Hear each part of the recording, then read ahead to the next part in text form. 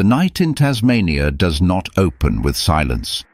It opens with movement in the scrub, with damp leaves shifting under small feet, with the smell of wet bark, cold soil, and something dead carried through the dark by the wind.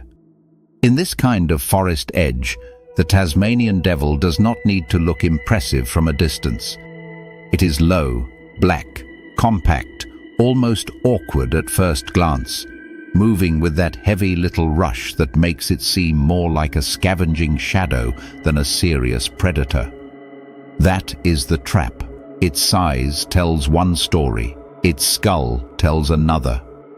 The broad head, the short muzzle, the thick neck, and the deep jaw muscles all point toward a body built around one brutal function, turning resistance into food.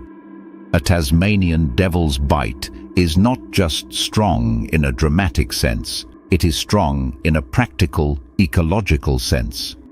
These animals evolved in a world where meals are not always fresh, soft, or easy to divide. A carcass in the Tasmanian bush is a temporary resource.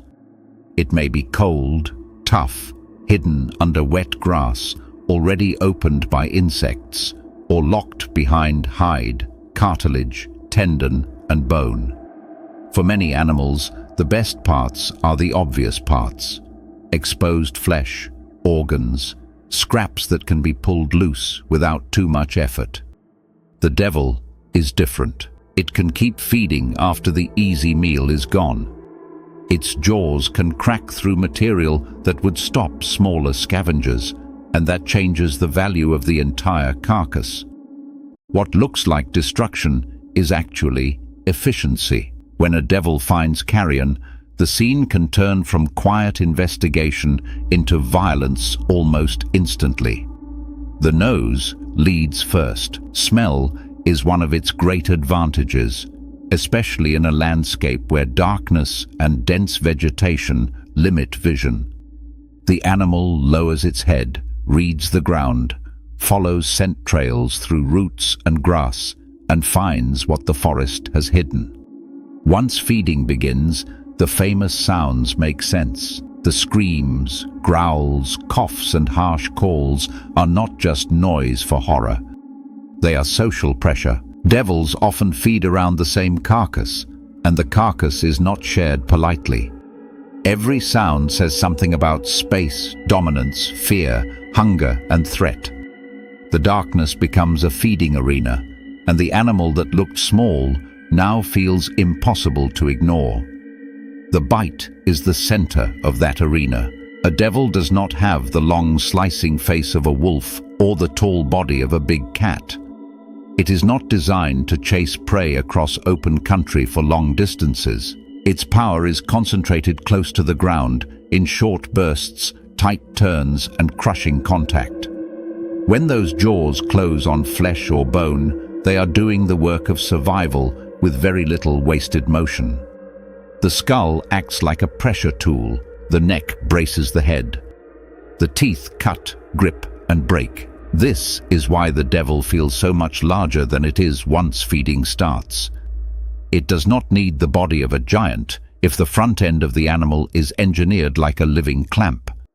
There is a deeper reason this matters. Carrion is not just dead meat lying in the bush. It is a biological event. A dead wallaby, possum, bird, or livestock carcass becomes a center of activity for bacteria, flies, beetles, scavenging birds, mammals, and sometimes predators that return to the scene.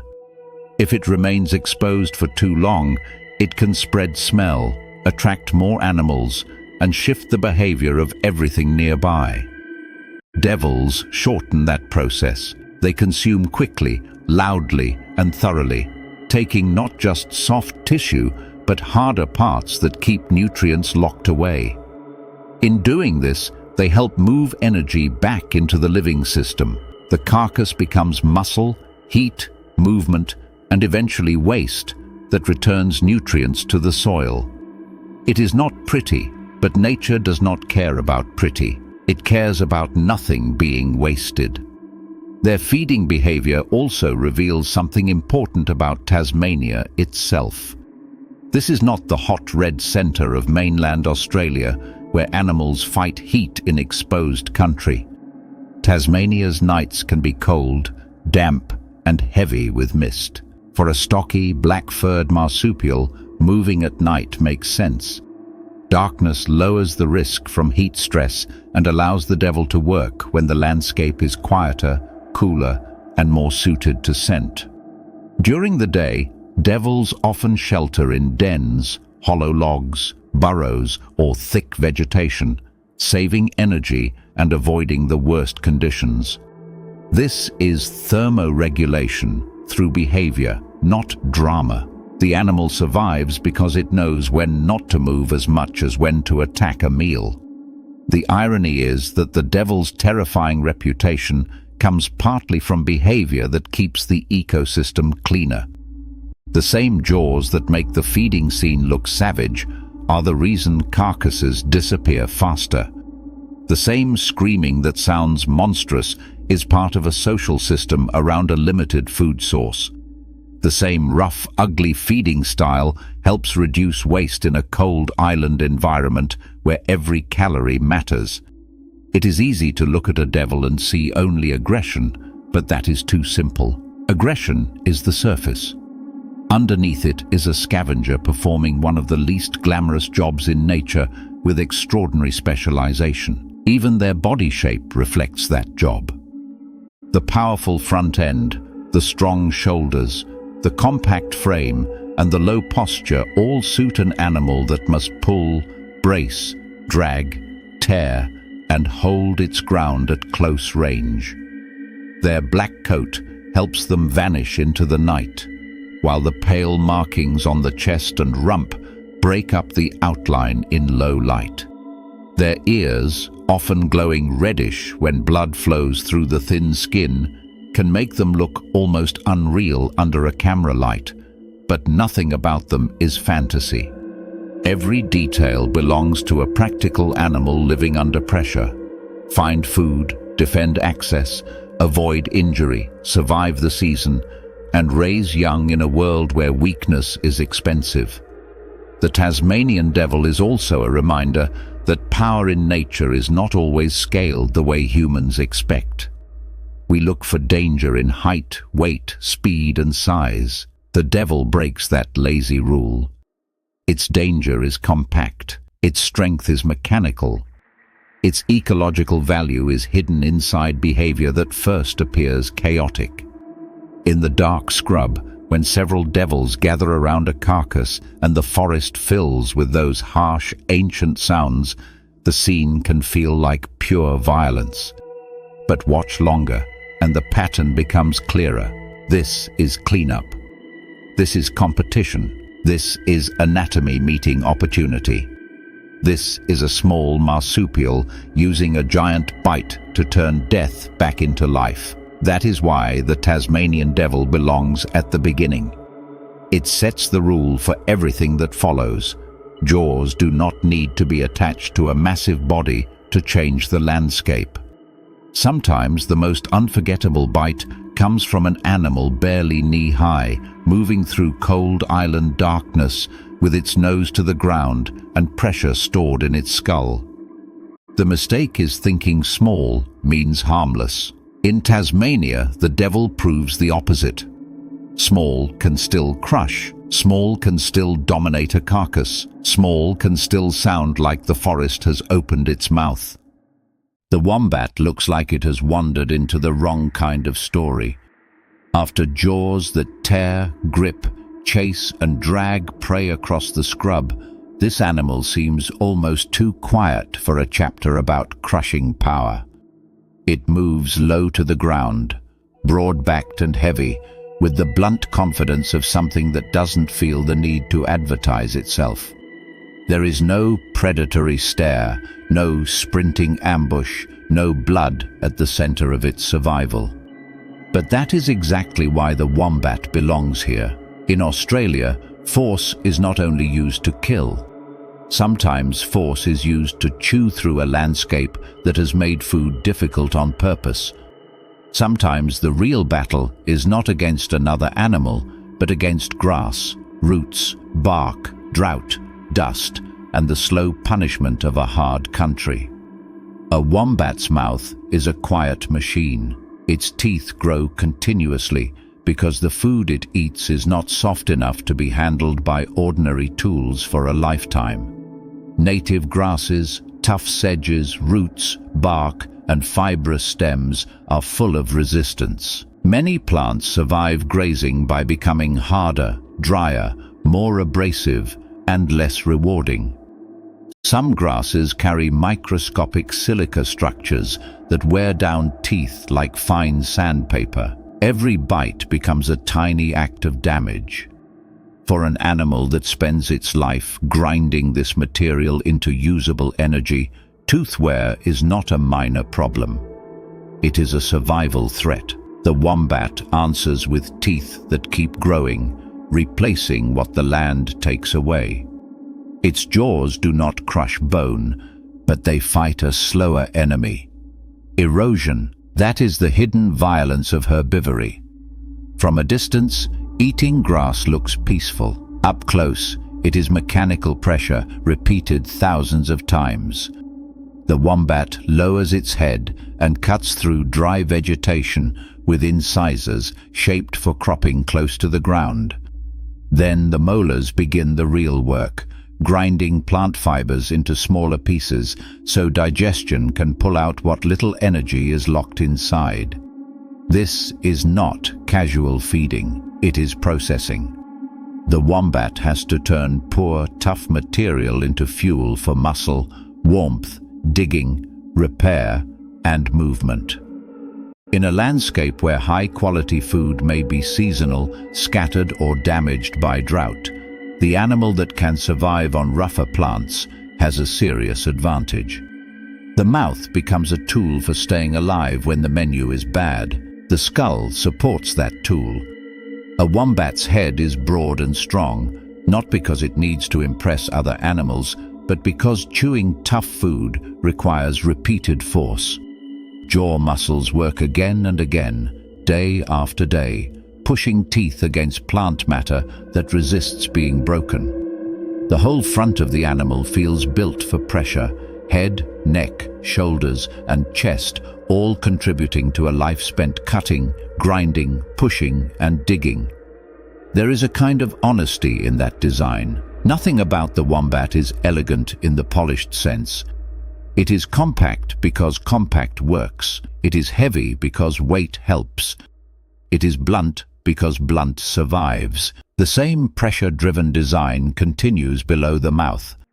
Wombats are among the great excavators of the Australian bush, and their burrows are not simple holes scraped into soft ground. They can dig through firm soil with powerful forelimbs and strong claws, shifting earth, roots, and stones with stubborn efficiency. Underground, the temperature changes. The burrow becomes shelter from heat, cold, fire, wind, and predators. Above ground, Australia can be harsh and exposed, with summer heat pressing into the soil and winter nights dropping into a different kind of hardship. Below ground, the wombat creates a more stable world. It does not migrate away from difficult conditions. It engineers a refuge inside them. That burrow changes the animal's relationship with the landscape. A wombat is not just living in habitat, it is physically editing it. Its tunnels can become sheltering spaces used by other animals, especially after fire or during extreme weather, even if the wombat did not dig them for generosity. The soil it moves can alter drainage, expose buried nutrients, and create small patches where plants may grow differently. This is ecosystem engineering, but not in a grand, dramatic way. It happens one claw stroke at a time. The wombat survives by digging for itself, and the country around it feels the effects. The burrow also reveals how body strength and jaw strength belong to the same survival strategy. Above ground, the wombat chews through resistant food. Below ground, it pushes through resistant earth. Both actions demand patience more than speed. The wombat is not designed to win by sudden elegance. It wins by persistence. A predator may be faster. A kangaroo may cover more distance. A dingo may read the open country better. But the wombat has a different answer. Become difficult to move, difficult to bite properly, difficult to starve, and difficult to remove from the shelter it has built. Even its defense carries that theme. When threatened, a wombat may retreat into its burrow and use its powerful body to block the entrance. Its rear end is tough, muscular, and reinforced by thick skin and cartilage-like tissue, making it a poor target for a predator trying to pull it out. This is not glamorous defense, but it is effective in the most wombat way imaginable. It does not need to look terrifying. It becomes a living doorstop with claws, teeth, and enough strength to make the tunnel a bad place for anything overconfident. There are reports of wombats using their body weight and burrow position to injure intruders, and while that should not be turned into cartoon violence, the point is clear. The wombat's power is positional. It knows where it is strongest. Its digestion is just as specialized as its body. Wombats process low-quality plant materials slowly, extracting moisture and nutrients with remarkable efficiency.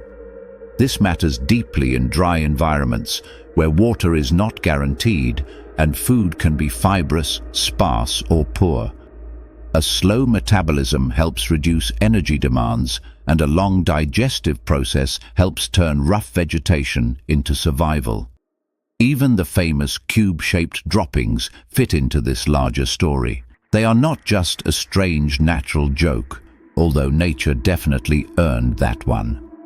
Their shape is linked to the wombat's unusual intestinal processing and may help the droppings stay in place when used for marking territory on logs, rocks, and raised surfaces. In a world where scent matters, even waste becomes communication. This makes the wombat far more interesting than the soft image people often give it. It is not a walking plush toy, it is a pressure animal. Its jaws fight abrasive plants, its teeth grow against wear.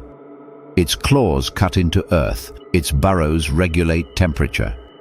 Its digestion squeezes value from poor food. Its body can turn a tunnel into a fortress. Every part of it is connected to the same problem: how to survive in a country where comfort is rare and easy food is not promised. In a chapter about crushing systems, the wombat changes the meaning of power. The Tasmanian devil crushes to consume death. The dingo bites to control movement. The Perentie and Goanna use jaws as anchors in a larger predatory machine. The wombat does something quieter, and in its own way, just as impressive. It crushes resistance into routine. It turns hard plants into fuel, hard ground into shelter, and a blunt body into a survival strategy. Its bite does not create a dramatic kill scene, but it creates endurance. It is the kind of force that does not need an audience because it is busy keeping the animal alive. So the wombat belongs here because it proves that bone crusher energy is not always about bones. Sometimes it is about teeth that refuse to be worn away, jaws that grind through the land's toughest offerings, and a body built like a compact digging engine. In the Australian bush, where even grass can be a difficult meal, the wombat survives by being stronger than it looks and tougher than the world expects. That is not soft. That is survival with a blunt skull and no wasted parts. The goanna does not move through the Australian scrub like an animal trying to impress anything. It moves like an animal that has work to do. Across dry woodland, open bush, rocky slopes, fallen timber, termite mounds, hollow logs, and the cracked edges of old creek beds. It carries itself with a kind of rough confidence that looks almost prehistoric. The body is long and low. The claws are curved and practical. The tail drags and balances behind it, and the tongue flicks in and out as if the air itself is being searched for evidence. Nothing about the goanna feels polished. That is exactly what makes it powerful. It looks functional because it is functional, built for a world where food is rarely presented cleanly, and survival often belongs to the animal willing to climb, dig, tear, raid, and test every weakness the landscape offers. A goanna's bite begins before the jaws close. It begins in the approach, in the way the animal reads surfaces and openings. A bird's nest hidden in a hollow, a clutch of eggs buried under loose soil, a young mammal sheltering beneath dead wood, a reptile pressed into a crevice, carrion beginning to soften in the heat. All of these are problems waiting to be solved. The goanna does not need one perfect hunting style because it is not trapped inside one narrow role. It is a predator when the prey is available, a scavenger when death has already done the first work, a nest raider when eggs are exposed, and an excavator when food is buried just below reach. Its jaw is the key that opens many different doors. When it grabs, the bite becomes an anchor point for the whole body. This is what makes it different from a simple snap. The claws dig into bark, soil, or loose debris. The limbs brace. The neck drives forward. The tail steadies the animal as the prey pulls back, twists, or kicks. A goanna caught in a struggle does not fight with the mouth alone. It turns the entire body into a lever. If the victim is small enough, it may be shaken, dragged, or repositioned. If the food is fixed in place, like an egg inside a nest hollow or flesh attached to a carcass, the goanna pulls against it with the blunt patience of an animal that understands resistance. It is not pretty, it is not clean, but in the scrub, clean is often another word for hungry. The tongue is always working. A goanna's forked tongue gathers chemical traces from the air and ground, helping it follow scent trails and locate hidden food. To a viewer, the bush may seem still: dry leaves, grey trunks, dust, ants moving across bark, flies collecting in shafts of sun. To the goanna, it is full of information. A nest has a smell, a carcass has a stronger one. A burrow entrance may carry the scent of something warm-blooded inside. Eggs, reptiles, insects, and old kills all leave chemical clues. The goanna follows these clues with a focus that makes the landscape feel less empty and more like a written page. It is reading what other animals leave behind. This is why nest raiding is such an important part of its story. Eggs are rich, vulnerable packets of energy, but they are rarely placed out in the open without protection. Birds hide them in hollows, reptiles bury them, and parents may defend them with speed, noise, or aggression. A goanna does not care about the sentiment of parenthood, it cares about calories. Its claws can climb bark and open soft ground. Its snout can push into gaps. Its jaws can crack, puncture, and pull. A nest that took days or weeks to build can be turned into a feeding site in minutes. It feels cruel only if we forget what the animal is actually doing. In a hard environment, eggs are not symbols, they are concentrated survival. The goanna's relationship with heat gives the whole animal its rhythm. Like other reptiles, it depends on external warmth to bring its body to working speed. In the cool of early morning, it may bask on a log, rock, or open patch of ground, absorbing sunlight until its muscles become ready for movement. As the day climbs toward harsh heat, the same sun that powered it can become dangerous, pushing the animal toward shade, burrows, hollow trees, or cooler ground. This creates a daily pattern that is not random. The goanna is active when temperature, opportunity, and safety line up. It is easy to call reptiles lazy when they rest, but that is lazy thinking. They are managing energy with brutal precision. Moving at the wrong time can cost water, strength, and sometimes life. That energy management also explains its opportunism. A goanna does not need to waste effort chasing what it cannot catch when another option exists under a log or in a nest. This is not cowardice or weakness. It is good survival mathematics. Carrion may be safer than active prey. Eggs may be easier than a fighting mammal. A slow reptile warming in the sun may be more realistic than a bird already in flight. The goanna's success comes from understanding that food has different costs. Some meals must be chased, some must be dug out, some must be stolen. Some must simply be found before another scavenger arrives. There is a rough intelligence in that flexibility. Monitor lizards are active, investigative animals, and goannas often behave less like simple reptiles and more like restless problem solvers. They inspect openings, climb with purpose, return to promising sites, and use repeated testing when food is difficult to access. A hollow branch is not just an object, it is a possible container. Loose soil is not just ground. It may be a lid. A crack in bark is not just texture. It may be an entrance. The goanna's world is full of maybes, and its body is built to test them. Claws for opening, tongue for locating, jaws for anchoring, tail for balance, neck for force. That is the beauty of it, not elegance in the delicate sense, but usefulness made visible. The bite itself can look savage because it often happens at close range, without the clean distance of a chase predator.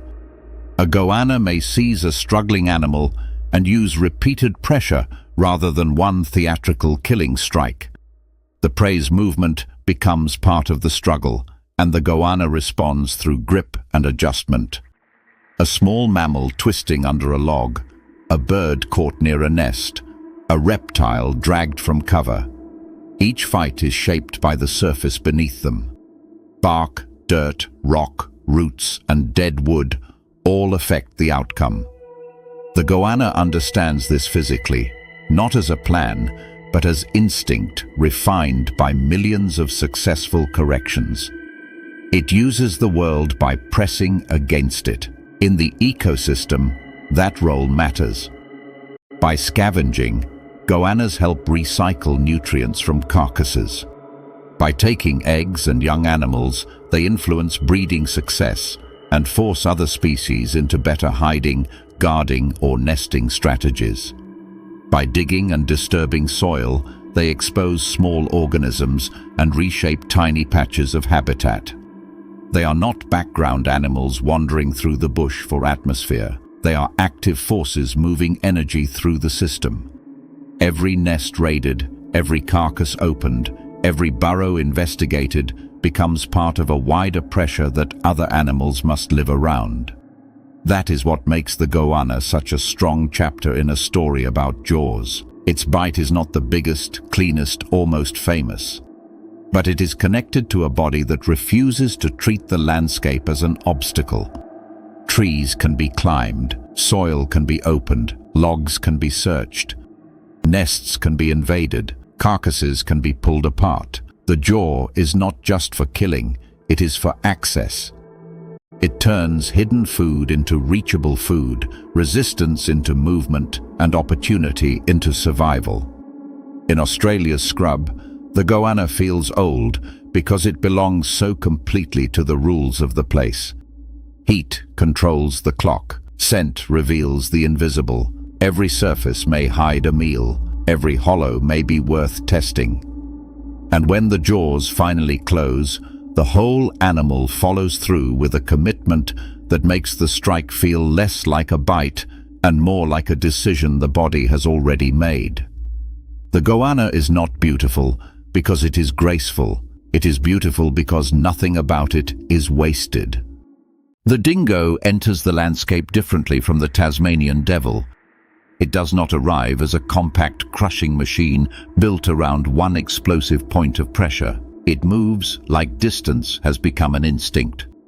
Across dry grass, red soil, spinifex, salt bush and open woodland, the dingo is not trying to look powerful. It is trying to stay moving without spending more energy than the country can afford. That is what makes it dangerous. Its body is lean, balanced, and economical, shaped for travel through hard ground where shade is thin, water is scattered, and every unnecessary sprint carries a cost. The dingo's bite matters, but it is only one part of a larger system. Before the jaws close, the hunt has often already begun in the muscles, lungs, ears, nose, and patience of the animal crossing the plain. In open country, hunting is not just about speed. Speed burns fast. The dingo's real advantage is pressure over time. A kangaroo, wallaby, young deer, feral goat, or weakened animal may be able to burst away in a sudden panic, but the dingo does not always need to win in the first seconds. It can follow, angle, pause, test, and follow again. This is not the neat, dramatic version of predation where predator and prey meet in one clean collision. It is messier, more intelligent, and in some ways more unsettling. The dingo can turn space itself into part of the attack.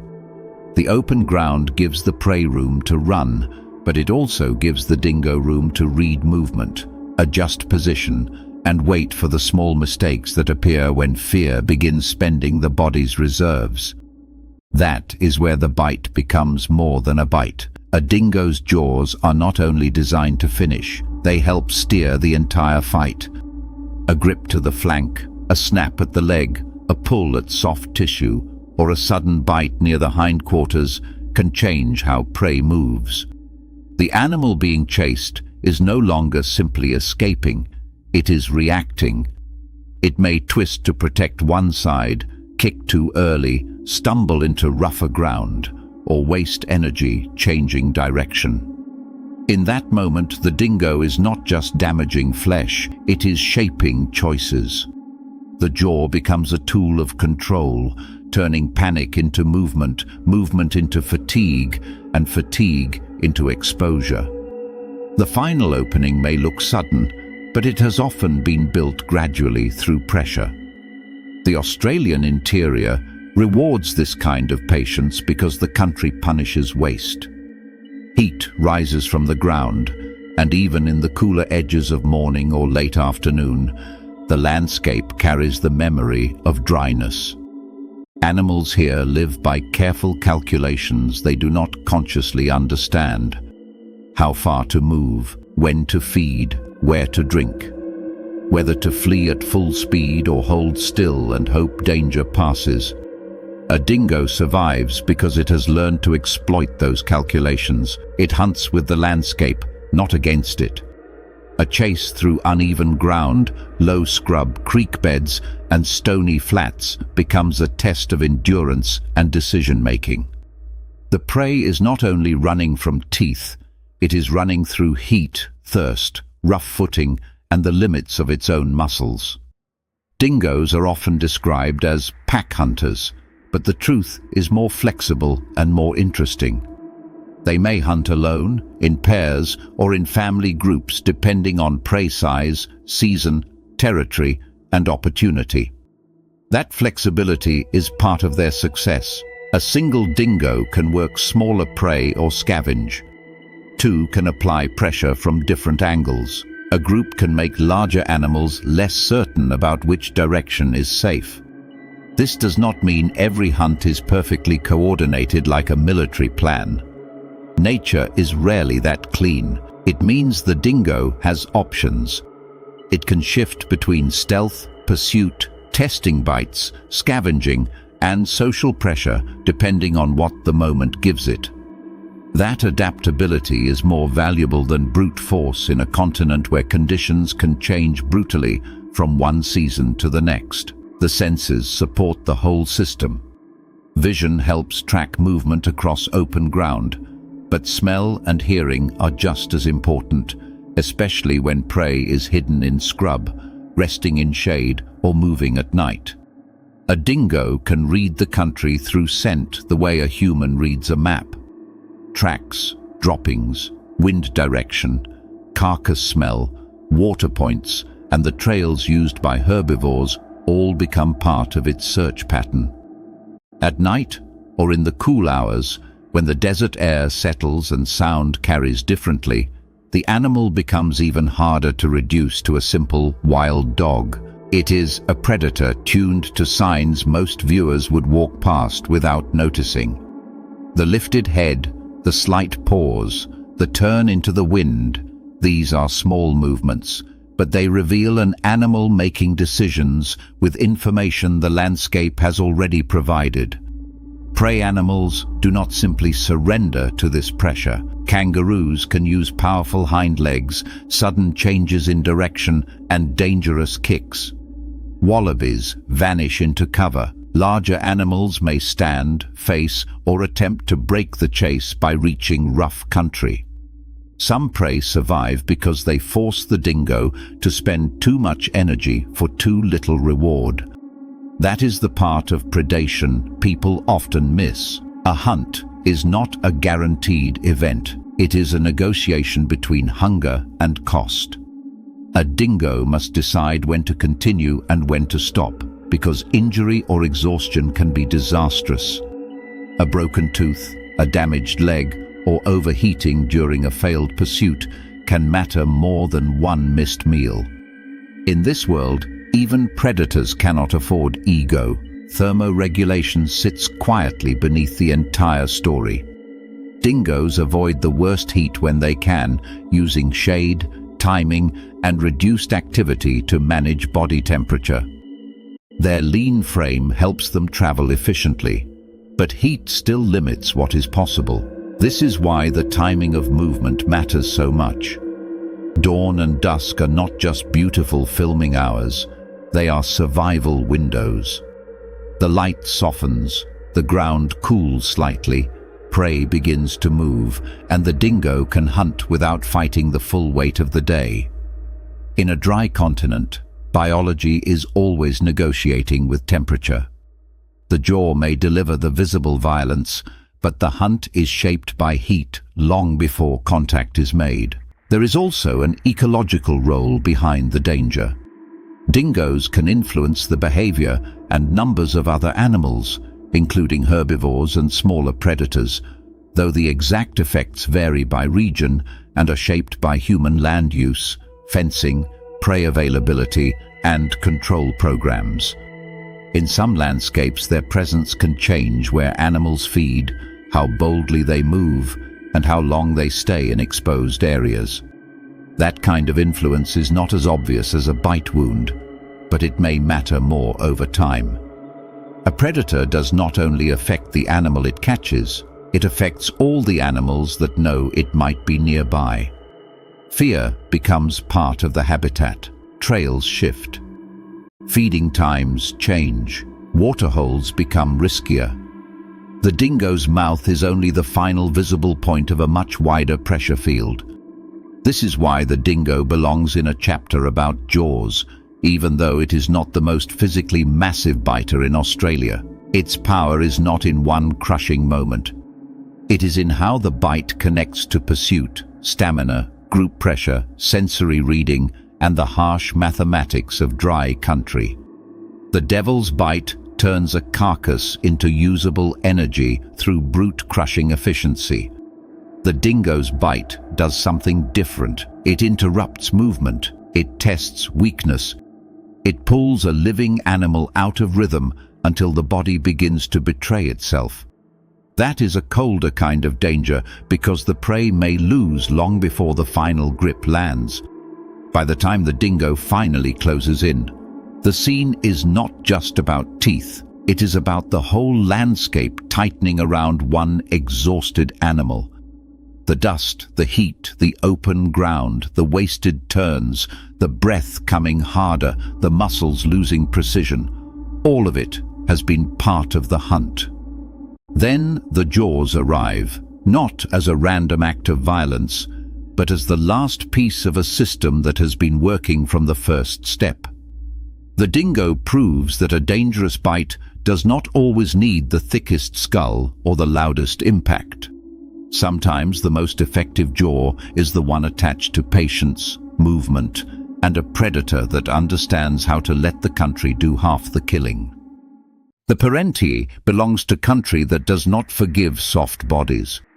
It moves through heat shimmer, red dust, stone ridges, dry creek beds, and scrub that looks almost empty until something flicks between the shadows and disappears. At first, the landscape seems too harsh to hold a predator this large. The ground is hard, the air is dry, and every exposed surface seems to be storing sunlight. But this is exactly where the Perentie makes sense. Australia's largest monitor lizard is not simply surviving in this country, it is shaped by it. Its long body, powerful limbs, hooked claws, muscular tail, and alert, wedge-shaped head all look like they were assembled for one purpose: moving through difficult ground and turning every crack, root, rock, and burrow into an advantage. The bite is important, but it is not the whole story. That is the mistake people make when they imagine big jaws as a single moment of violence. With a Perentie, the bite is part of a sequence. The lizard closes distance, anchors with its teeth, braces with its limbs, twists with its body, and uses the ground beneath it like a second weapon. A smaller animal caught in that grip is not just being bitten, it is being managed. The Perentie can pull, shake, reposition, and force the prey into angles where escape becomes harder with every movement. The jaws start the crisis, but the body finishes building it. In dry country, that kind of mechanical efficiency matters. A Perentie cannot afford to waste endless energy in a pointless chase. Like all reptiles, it lives under the rules of external temperature. Its muscles, reactions, digestion, and movement depend heavily on heat gathered from the environment. On cool mornings, it may bask until the body is ready to work. In the worst heat, it may retreat into shade, rock crevices, hollow logs, or burrows where the temperature is more survivable. This is not laziness. This is thermoregulation, and in a place where the sun can be both engine and enemy, timing becomes intelligence. The Perentie hunts best when its body has enough warmth to move with force, but not so much heat that the landscape begins cooking the hunt out of it. When it moves, it does not move like a clumsy giant lizard dragging itself through dust. It can sprint with shocking speed, lifting its body higher than expected, claws gripping loose ground, tail balancing the rush. That tail is not decoration. It stabilizes the animal during sudden turns, helps with climbing, and becomes part of the whole body's leverage. The limbs are strong enough to dig and climb, which means shelter is not always safe from it. A small mammal vanishing under a log, a bird nesting low in a hollow, a reptile slipping into a gap between rocks. All of these may look like escape routes until the Perentie begins using its claws. Its tongue is just as important as its teeth. The forked tongue flicks into the air and touches the ground, collecting scent particles and delivering information to a sensory system that helps the lizard read the world in chemical detail. To a human eye, the scrub may look still. To a Perentie, it can be full of trails, where a rabbit passed, where a lizard crossed warm sand, where carrion is beginning to break down, where eggs or nestlings might be hidden. It does not need the landscape to announce itself loudly.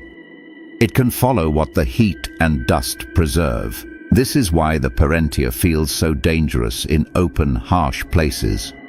It is not only seeing the world, it is tasting its recent history. The prey it takes depends on opportunity. Perentes can feed on reptiles, birds, eggs, small mammals, insects, and carrion. That flexible diet is part of their success. In a difficult environment, specialization can be dangerous if the food source disappears. A Perentie does not have to wait for one perfect kind of meal. It can raid, chase, dig, scavenge, and investigate.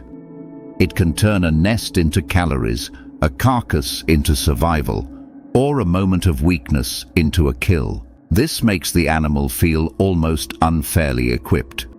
It is not the fastest hunter in every situation, not the strongest predator in Australia, not the most venomous, and not the most social.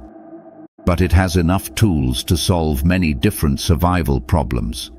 Modern research has shown that monitor lizards can possess venom-related components in their bites, but the Perentie's danger should not be reduced to a fantasy of toxic collapse. That would be the cheap version. The real horror is more grounded: teeth, trauma, grip, leverage, and a body that knows how to keep pressure on. The bite can create deep tissue damage, but the attack is not delicate chemistry first. It is physical control. The Perentie's jaws hold the prey inside a problem the whole animal is helping to solve. Claws dig in, the tail balances the body. The neck pulls, the limbs brace. The prey may still be alive and fighting, but the Perentie is already turning the fight into mechanics. The terrain becomes part of that mechanics. A fallen branch can block a turn. A rock edge can trap a limb. A burrow entrance can become a dead end. A root gap can slow a fleeing animal just long enough for the lizard to close. This is where the Perentie feels most ancient, not because it is primitive, but because it uses a kind of predatory logic older than clean pursuit. It does not need a perfect arena. It uses the broken ground as it finds it. The same clutter that hides prey can also betray it. In the outback, shelter and trap are often the same structure, depending on who reaches it first.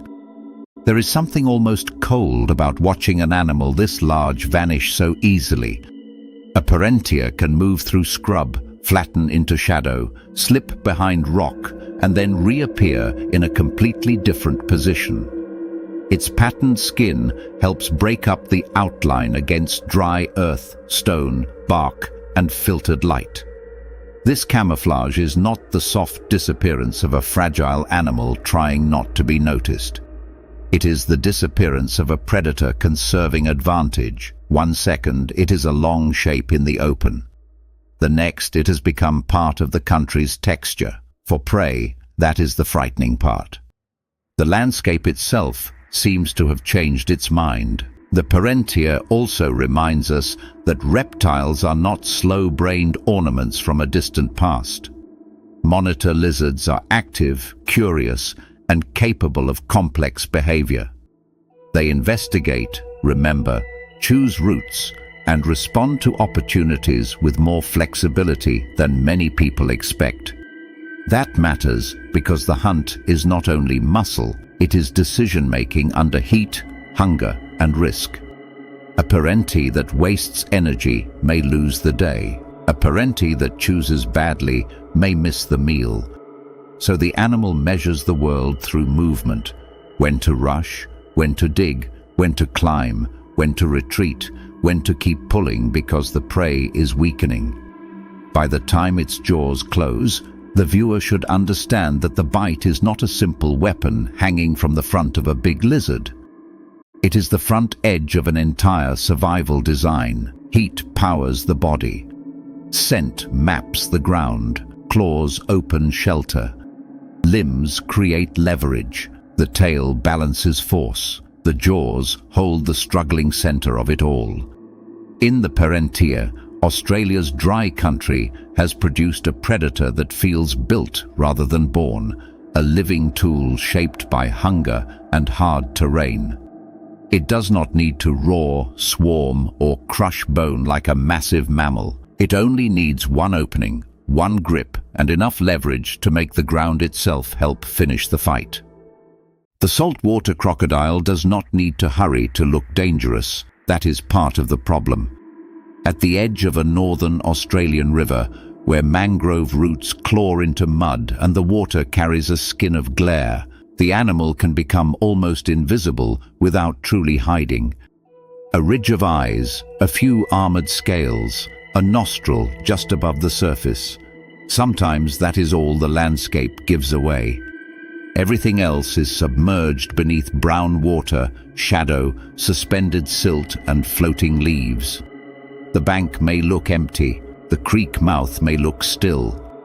A wallaby, pig, bird, fish, or careless animal approaching the waterline may see nothing that demands panic.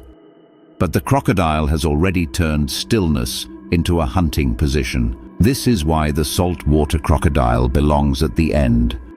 It is not only the strongest bite in the story, it is the clearest expression of what a jaw can become when evolution removes almost every wasted part. The skull is long, heavy, and reinforced for pressure. The teeth are not delicate slicing blades like a cat's carnassials. They are conical holding spikes built to puncture, grip, and keep prey from slipping free. The jaw muscles deliver enormous closing force, while the opening muscles are comparatively weaker, which tells us something important about the design. The crocodile is not built to chew like a mammal, it is built to seize. Once those jaws shut, the mouth becomes a trapdoor with teeth. The stillness before the strike is not laziness, it is energy discipline. A crocodile is an ectotherm, drawing body heat from the environment rather than burning constant internal fuel like a mammal. That means it can wait with frightening patience. Where a warm-blooded predator might need frequent meals to support a high metabolism, a crocodile can spend long periods conserving energy, watching travel routes, holding position near water access points, and letting prey come to the dangerous place by itself. This is one reason the waterline is so deadly. Every animal eventually needs water. Heat, thirst, migration, feeding routes, and habit all pull living bodies back to the edge. The crocodile understands none of this in human terms, but its behavior is shaped perfectly around it. Its senses make that waiting far more precise than it looks. The eyes and nostrils sit high on the head, allowing most of the body to remain hidden while the animal watches and breathes.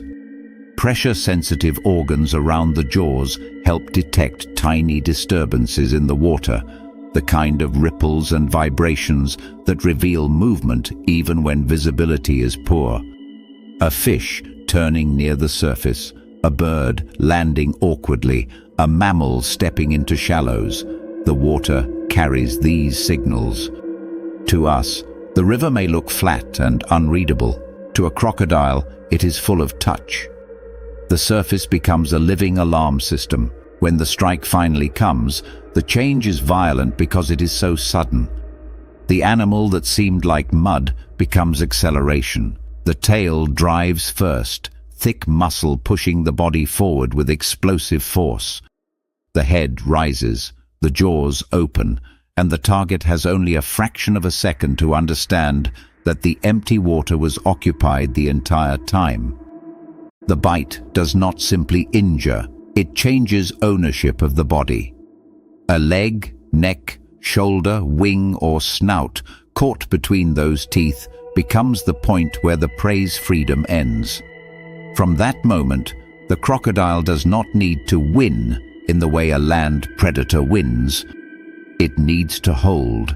Holding is where the whole animal becomes terrifying. On land, a struggling victim can sometimes use traction, direction, and balance. In water, those advantages collapse. The crocodile uses the river itself as leverage. Its body sinks and turns. Its tail powers rotation. Its limbs adjust position. The jaws stay clamped. If the prey is dragged into deeper water, panic spends oxygen quickly. Kicking becomes less useful. the ground disappears. The fight becomes three-dimensional, and the crocodile is built for that world in a way most victims are not.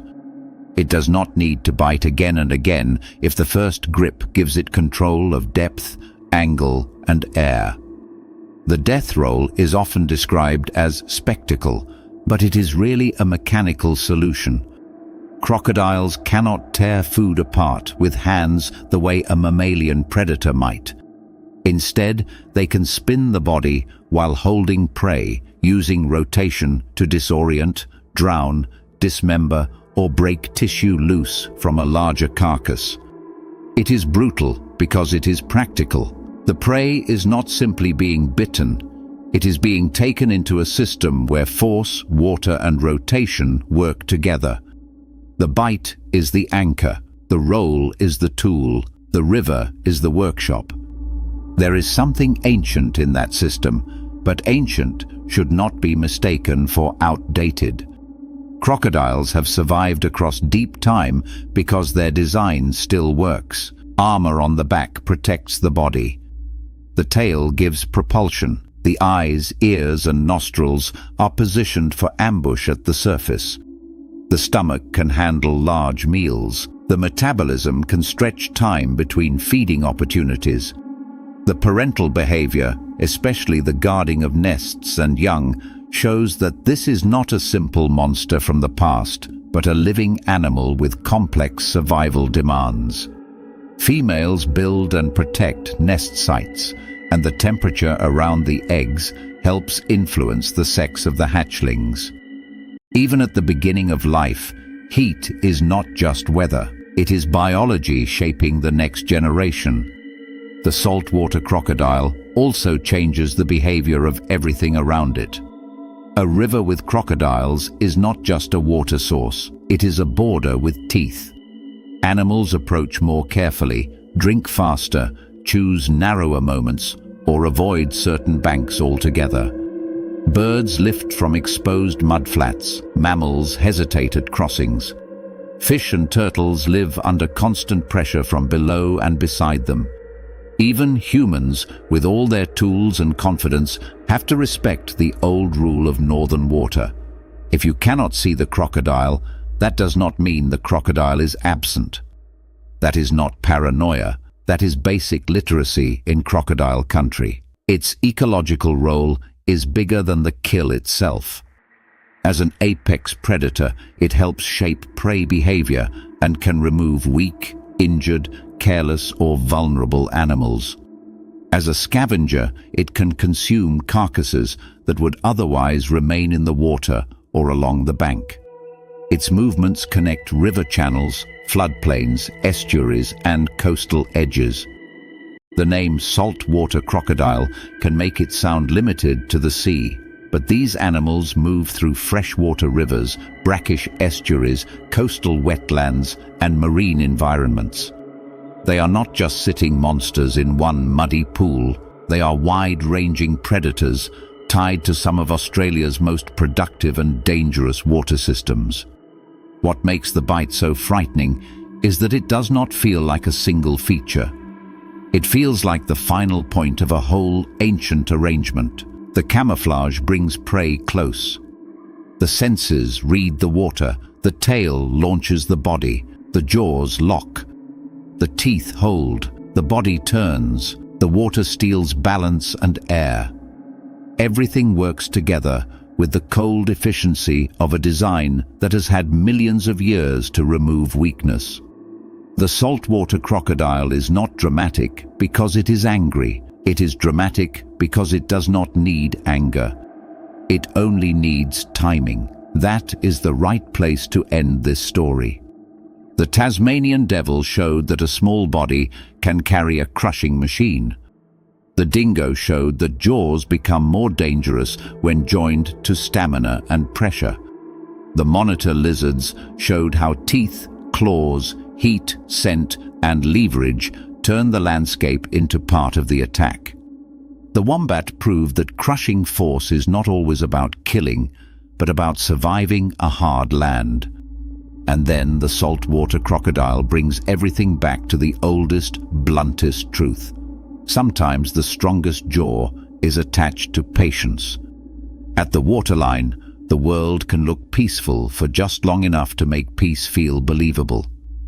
Mud dries in plates. Insects move through warm air. Mangrove leaves turn in the light. A ripple spreads and disappears. Then the river opens, the jaws close, and the empty place becomes a weapon. In Australia, ancient dust and scrub may hide many hard survivors, but the northern water hides something even older in feeling. A predator that has not needed to change much because the original design was already almost perfect.